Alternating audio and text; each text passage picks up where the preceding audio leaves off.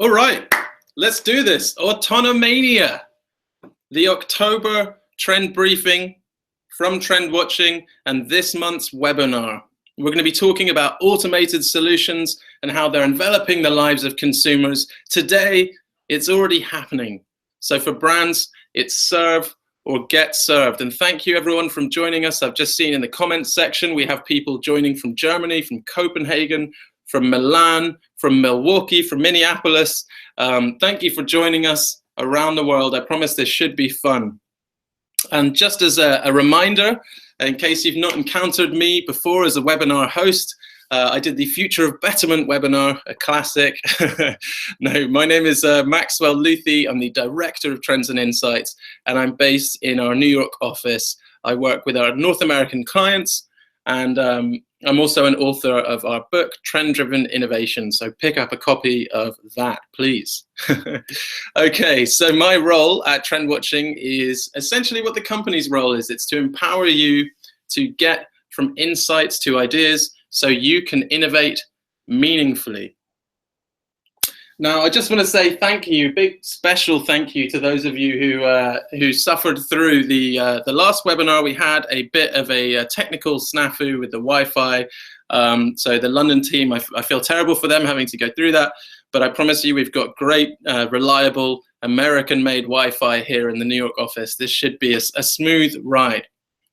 And you may be able to hear some screaming fans going completely crazy. That's because just about 24 hours ago, our clients got their hands on a shiny new digital copy of this year's trend report. And it's an absolute beauty. This is our Sgt. Pepper's. It's the design team went above and beyond. The analysts, you know, it was a pleasure to write. We tackle some really big themes.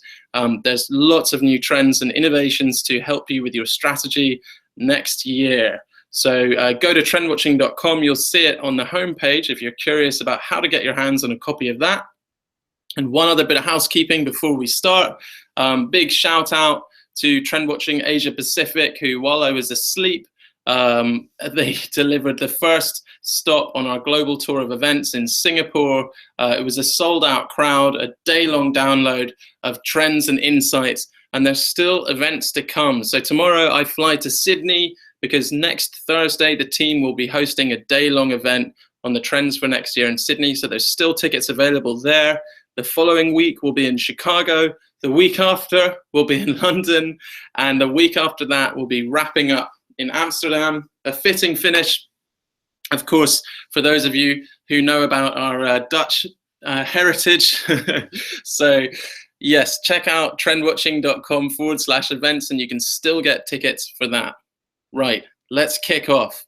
So again, the world is changing, thankfully, otherwise I'd be out of a job. But you have companies like Autonomania putting self-driving taxis on the streets in Singapore. And since we published the briefing, one of these taxis was in an accident. But that doesn't mean that they're going, you know, this isn't going to be happening. And again, since we published the briefing, Tesla announced that all of their vehicles going forward will have the hardware needed for self-driving capability at a safety level greater than that of a human driver. I mean, this kind of thing is already happening. We have selfie-taking drones. This is Unique's affordable model here that will recognize your face and autonomously follow you and snap selfies and record video. Nike finally, after teasing us with way back with Back to the Future, an office favorite as far as films go, they finally brought the self-lacing sneaker to the market. So that is extremely exciting. And you even have French farmers being followed around in fields by these adorable farming robots. And perhaps my favorite sign of the times, for the laziest executive ever, you can clap your hands and one of Nissan's autonomous desk chairs will tuck itself in. So holy shit, it's happening again. Like it happens every time, new technologies are reaching consumers sooner than expected. Those autonomous innovations that the experts were forecasting for 2040 and beyond, they're already here. So that means for you, you have robots working in retail, self-driving cars, AI-powered chatbots. 2016 really was a tipping point for consumer facing, as in consumers are really encountering these things, autonomous services, and they're already reframing your customers' expectations, which is why you're here. A quick note, check your lab coat at the door. I don't have a PhD in computer science, and luckily I don't need to, because the consumer doesn't care about the neural networks or image processing or how the algorithms work or the 5 different levels of self-driving. Most consumers don't care about how this stuff works. What they notice is how it heightens their expectations. So all the consumer, and really all you need to know, is the breakneck automation of tasks that were for a long time performed by people is now being performed by intelligent software and physical infrastructure, and that is bringing new expectations of efficiency, value, convenience, and delight. So in a world of consumer autonomania, it will be sink or serve for brands. Why now? Why has this happened so quickly? How has this landed on our doorstep already? Well, first of all, yes, fear is holding this progress back a little bit, in terms of people are freaking out about technical or technological redundancy. And here you have a stat from the World Economic Forum showing 5.1 million jobs could be lost or displaced in the next 5 years in 15 of the global leading economies through these new technologies. But what you see time and time again with new technology is that fear fades. Yes, it creates new concerns, but as soon as people start to experience, hailing a taxi faster, getting their dinner cooked more efficiently, whatever it is, once they experience a better way, the fears melt away. Imagine explaining to someone just 10 years ago that they would be giving away their precise location to a faceless corporation, or 500 million people would be doing this, all in the name of capturing the odd Bulbasaur or Charizard. So fear fades away once people experience a better way of doing things. And our second big driver is the huge amount of research and development that's happening in the private sector, in academia, through partnerships. This is the hot area for every postgrad, startup, and tech giant. I'm sure you've been reading all these exciting projects. Just 2 that come to mind. Intel and a university in Germany are actually training self-driving software by using Grand Theft Auto 5. So that is either a brilliant idea or a recipe for disaster. Another really exciting example, shout out Sheffield University. They found that swarm robots in their research can learn by watching other machines. So you have machines teaching machines. That's very exciting research. So we have, as I said, fear melting away, a huge influx of money and brain power in this area. And then our third driver, surprisingly, is politicians. I know everyone hates on politicians at the moment, and quite rightly in some instances, but for every government, local government or national government, that is over-regulating and being overly restrictive of new technologies, you're going to have a local authority that loosens legislation to attract, foreign direct investment, and also get some positive PR. Check out Simon Bridges, the Transport Minister in New Zealand, who said, "I've been actively promoting New Zealand as a testbed for new transport technology trials. Our enabling laws and regulation means we have the ideal environment." So that's a great quote for him to get in the paper. And what project was that related to? Of course, it's Domino's and self-delivering pizza drones. This is the third market that Domino's have been testing it out, so I wouldn't give Simon too much credit. However, so you have this trifecta of loosening regulation, research and development, and fear melting away, meaning autonomania is here. And of course, the reason you're listening today is not just because you think this stuff is fun and exciting, but you realize you have to keep up with these changing expectations. So we're going to share 5 trends with you that really bring this, this sort of mega trend to life. So first of all, we're going to talk about how autonomy is greater than monotony. That's a real tongue twister. of a trend name. So consumers are going to embrace the brands that free them from tedious tasks. What do I mean by tedious tasks? Well, look, affluent, hyper-connected consumers are slaves to tedium. Think about, hashtag first world problems.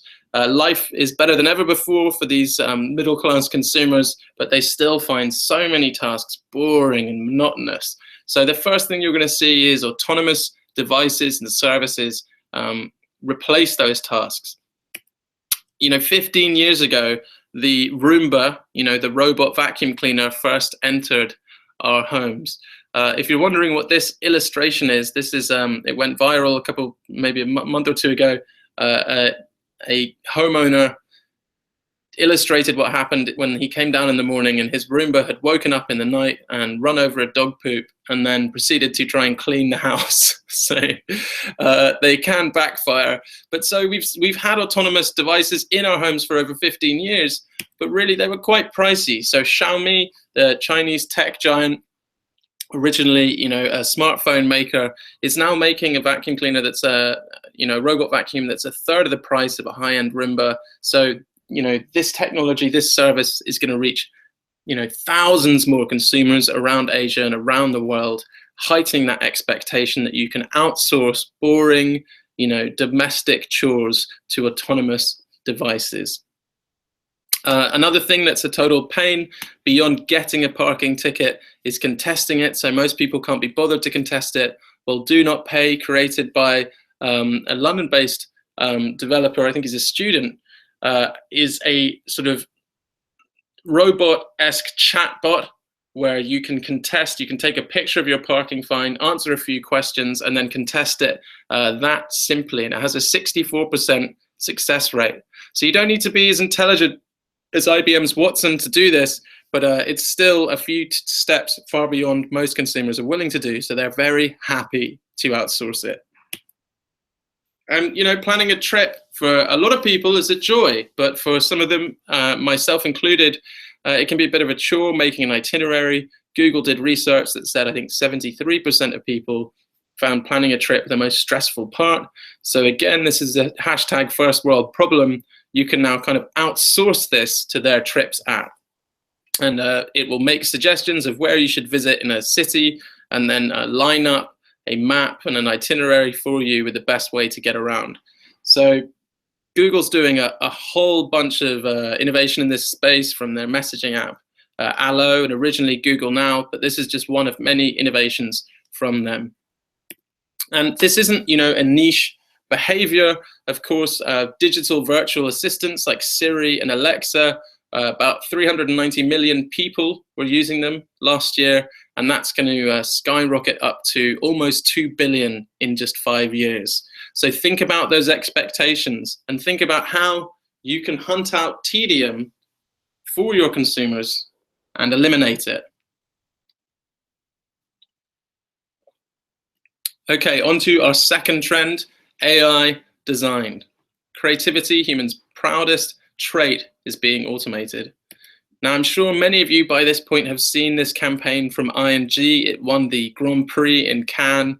It's a really exciting innovation, but also raises a lot of questions. So they fed in all of this data of sort of Rembrandt's artwork into this software, and it was able to, through algorithms, generate an entirely new Rembrandt artwork. So a completely new image, a new portrait, and it mimicked his style down to the finest detail. And then they were then able to 3D print this, so it even had the look and feel of a true Rembrandt. So that's quite alarming, because humans, apart from the odd very talented elephant, humans have enjoyed this long reign on the planet as the only kind of creative class. So now it's looking like intelligent software can assist and perhaps independently outmatch us creatively. It's not just beating us at board games or Jeopardy, but it's outpainting us. So you can expect some skepticism, or a lot of skepticism and some excitement in 2017 as artificial continues to go toe-to-toe with artisanal. So here we have, curating a gallery is clearly something you need to have a sort of PhD in art history to do. But through a contest with Microsoft, a team created for the Tate a program called Recognition that uses AI and image recognition to pair up contemporary sort of AP or Reuters photography from news events with classical works from the Tate's collection. So it then juxtaposes those in a digital gallery, and you can also see that at the Tate. So here you have intelligent software making connections that a human might not have made. And here we have another example of something making connections, this time not for the sake of art, but for the sake of food. Not Company is from Chile, and they have an AI called Giuseppe, who's an expert in how we taste and how we process foods. And Giuseppe's skill is that he can make connections we can't quite pick up on. He will figure out what to substitute meat products with using plant-based ingredients. So that's a really interesting, food and beverage application of AI designed. And sometimes it's working with humans. You've got to admire the cheekiness of 20th Century Fox, who were promoting their sci-fi thriller Morgan, which is about an AI gone rogue, because they partnered with IBM Watson, and Watson's sort of handlers, so to speak, showed Watson 300 horror films, I believe, and Watson then figured out the kind of the moments that were the most frightening, the tender moments, the moments packed full of suspense, and then used that knowledge to pull out 10 scenes from Morgan, which were stitched together by a human editor. So there you see the technology working with people, with creative experts, to create a trailer for this movie. So you can go on YouTube and give that a Google, and you'll find it. It's not a bad effort. Like, well done, Watson. Okay, another example. I mean, craft brewing is this sacred, hands-on process. Yet here we have Intelligent X Brewing using an algorithm to perfect their brews. But is it just an algorithm? Of course not. They actually have a Facebook Messenger bot where you can submit feedback on the beer that you're drinking, and then the algorithm will then process that. So again, it's man working hand in hand with machine to create better food, to create better art. What does that look like? Can you and your brand harness AI to create better art, food, fashion, etc.? And if it stirs up controversy, that's fine too.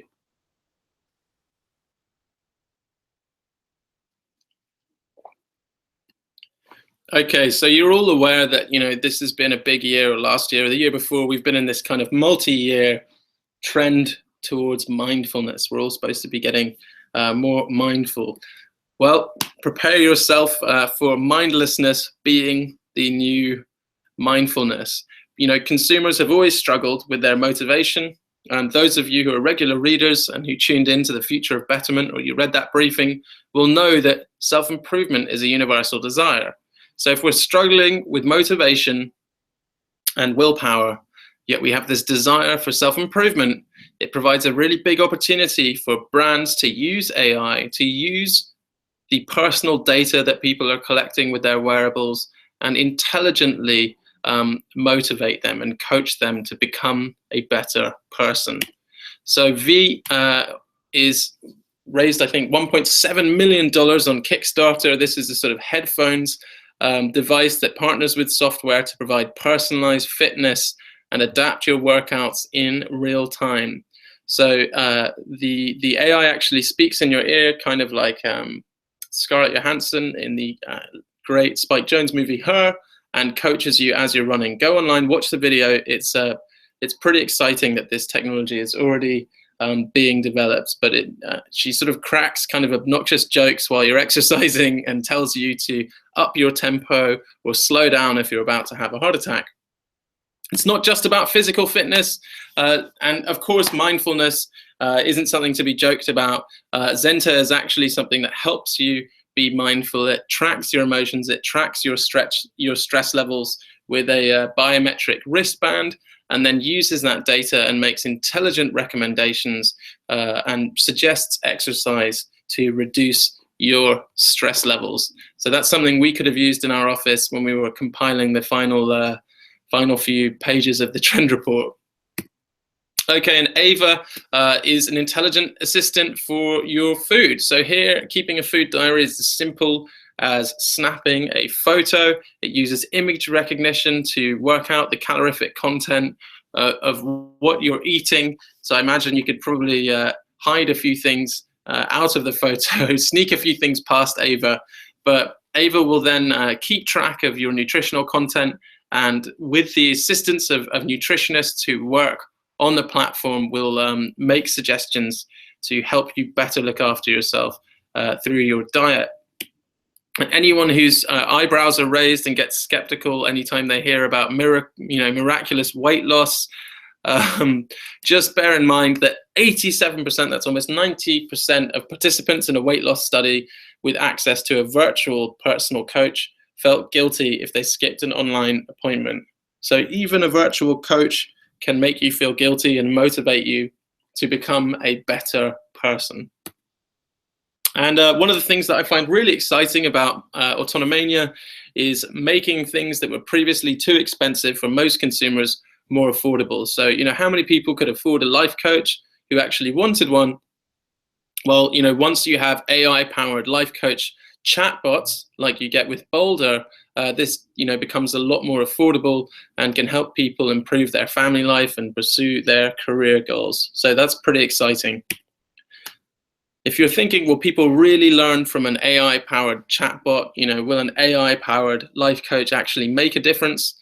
Learn from Julius Yego, a Kenyan athlete who went to Rio this year and won silver in the javelin. And how did he train himself? By watching other athletes on YouTube. And YouTube's over 10 years old now, so technology can help us do things we never dreamed possible. Okay, trend number 4, clever commerce. I've got to go a little bit quicker if we're going to finish on time. So retailers, beware, shoppers are outsourcing their smarts.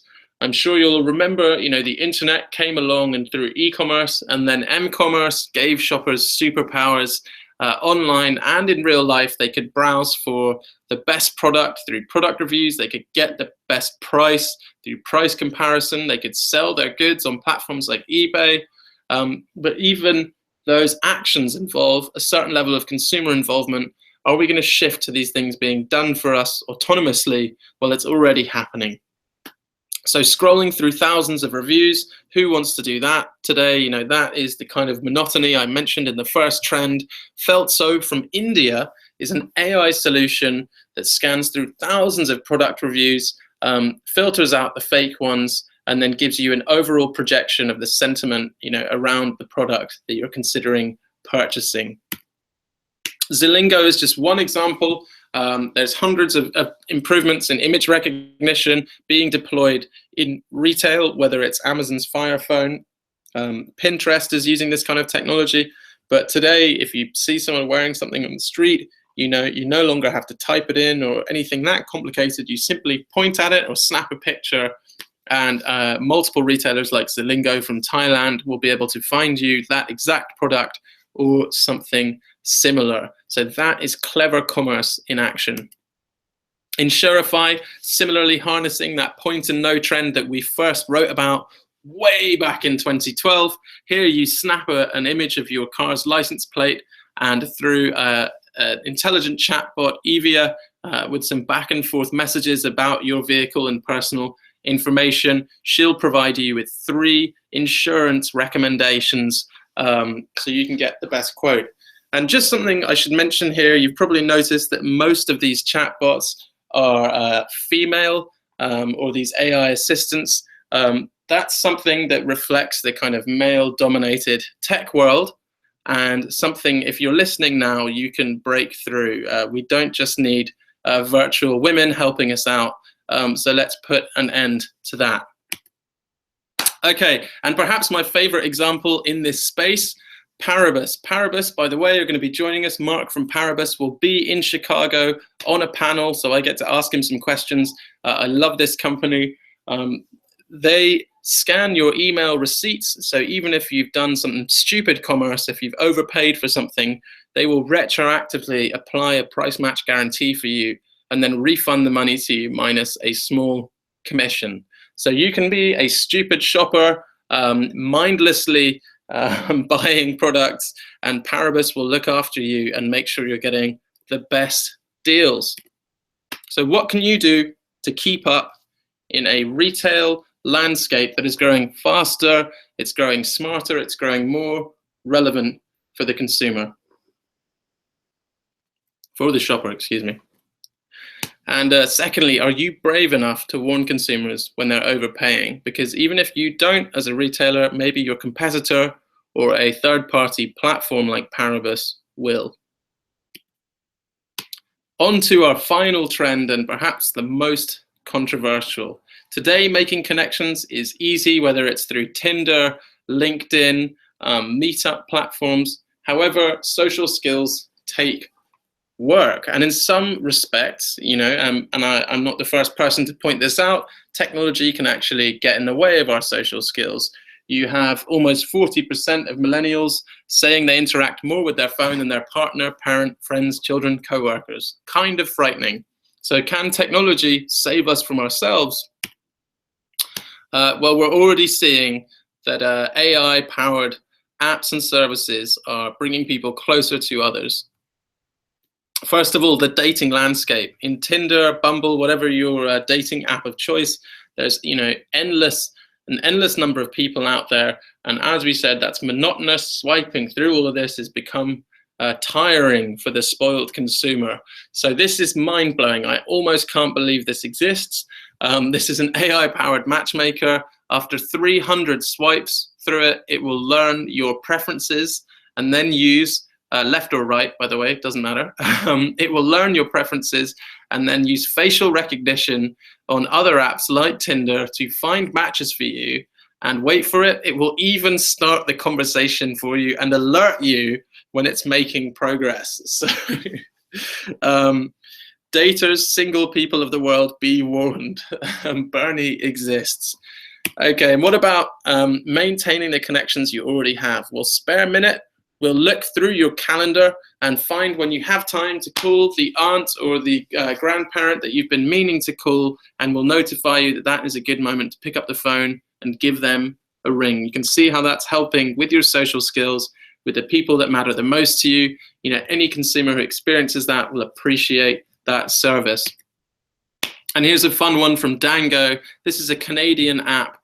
We've seen predictive text. We've grown completely reliant on it in some ways. Here comes predictive emoji. They use natural language processing to suggest the right emoji to use in any situation. So no more misfires. And then we'll end today's session with perhaps the most frightening example. This is Ghostbot from an LA company called Burner, which gives you disposable sort of, you know, burner cell phone numbers.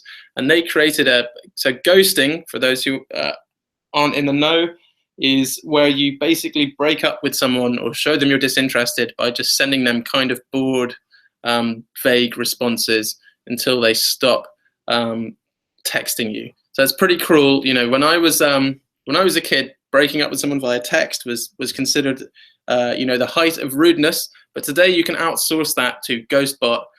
So I think that's even worse, and it will send those messages to an allocated number on your behalf until they stop messaging you. Wow. So, you know, quite alarming that this is already all in the market. This is already changing your consumers' expectations. And you might be weirded out by some of this, but remember how quickly people adapt. There was once a stigma attached to online dating. Now you wouldn't, you know, blink if someone told you they'd met their partner through an app or online. And there's still a long way to go. You know, these services aren't perfect yet. I had a completely psychedelic, kind of nonsensical conversation with the pumpkin spice latte chatbot. You can find it on Facebook Messenger. Sort of kind of maniacal. I'm not sure if it's a wise move from Starbucks, but hey, they're having fun with it. And in terms of this trend, it's going to pick up faster than any of us, even, you know, us at TrendWatching believe, because these things change exponentially. Just ask Ray Kurzweil. So stop thinking linearly, when you're thinking about what this will look like next year. It's going to change faster than you can possibly imagine. Just as a quick evidence of how quickly it's changing, and I know I'm running over, so if you've got to go, you can find the recording at a later time and jump to the end, but we're almost done.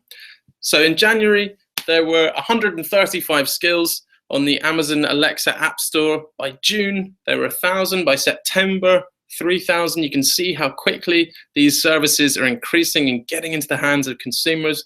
Another fun stat, Tesla collected 780 million miles of driving data in 18 months from its users. So instead of doing what Google's doing and having a handful of cars going out and collecting this data, they, outsource this to their fans and their vehicle owners, and they're now collecting, as of May, 1 million miles of data every 10 hours. That's pretty staggering. So your job, as always, is to apply these new technologies while they still feel magical, because consumers will soon grow used to them. And really, you're trying to serve basic human needs and wants. You're trying to serve, the age-old desires we're always looking at TrendWatching, the desire for self-improvement, the desire for status, the desire for connection to loved ones and friends, the desire for convenience, for value.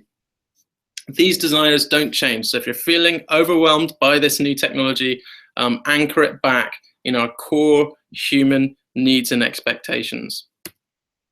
Okay, and just another reminder, please check out trendwatching.com/premium if you want to get your hands on the new trend report, our innovation database with over 140 trends, thousands of examples, and you can make interactive, collaborative projects with your colleagues and download a deck in just an hour and be ready to go and hit the road and present that. You can use our Apply toolkit to generate new innovations or plot your strategic roadmap for your brand. And then one more reminder, I'd love to see you. Some of you, if you're listening, I'll see you in Chicago. I'll see you in Sydney. The team will see you in London and Amsterdam. There's still tickets available. You can get a 2 for 3 deal. So bring your whole team along. Book those now. And if you can't make it to one of those cities, you can always bring us to you. So you can bring me or one of my colleagues like David, Vicky, Victoria, Casey, Lola, Lauren. We have speakers all around the world who are professional keynote speakers and workshop hosts, and we're willing to come to you and help you get from insights to ideas. So thank you so much for joining us. I'm going to have a look and see if there's any questions. We don't typically do that, but I'm going to have a look today as a treat because it's almost Halloween. I should also say we got one concerned email from a reader who thought that that photo of the golden retriever and the drone was real. It's not. It's a Photoshop. So don't worry, because yes, I would not encourage any of you to tie a drone to your pets. So let's see if we have any questions that we have time for. Any examples from the tourism industry from Birgit Bozio? Yes, we do.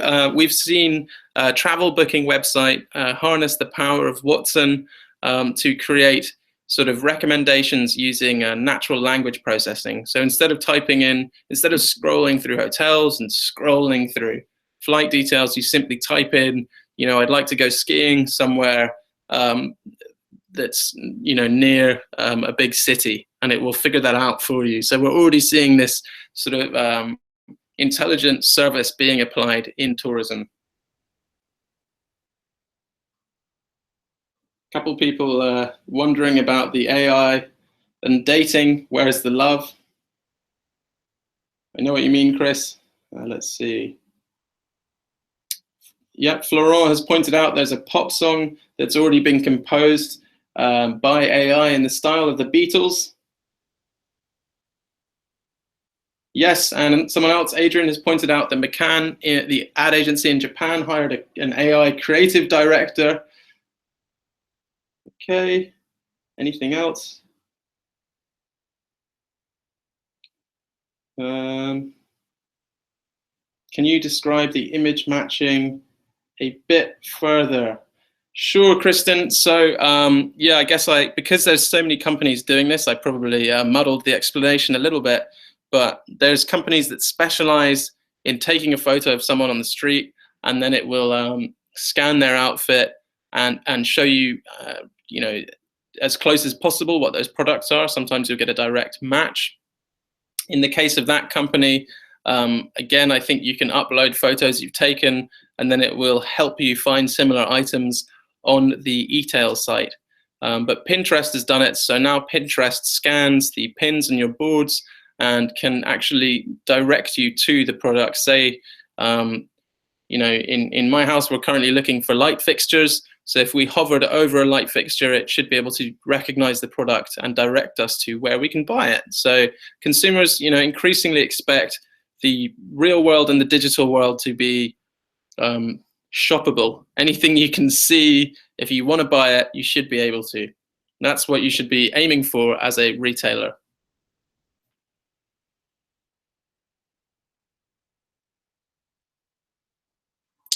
Yeah, really interesting question from Emma Bellamy about the sort of polarization in this world, where, you know, we're seeing this sort of opposite movement from AI and new technology, and people logging off and connecting back to handmade local products. 100% agree with you. For every trend, there's an anti-trend. I think it's no coincidence that, you know, during this huge wave of technological improvements, you're seeing people turn to handcrafted cheese, to handcrafted chocolate, to handcrafted mustard, makeup, and beer. I think that's a sort of natural protection of ourselves as humans, and also respect for human curation. So if that's your brand, if that's your business, then, you know, if anything, this means you can really carry on along that strategy as a point of differentiation. As the world gets more automated and sort of more machine made, if you're handmade and you do things the hard way, make sure you're telling consumers that story. Question from Tom: which AI composed the Beatle-like song? I think it's further up in the comments section here. If you Google Daddy's Car, you should be able to find it. But I think we are now running out of time, so I'm going to wrap up, and I just want to say thank you very much, everyone, for hang on, I'm not sure if I'm still full screen, but thanks everyone for joining us. It's been a pleasure, and we'll send you a recording of the webinar via email, so you can rewatch it to your heart's content, share it with friends, and as I said, hope to see some of you at our live events. Thank you.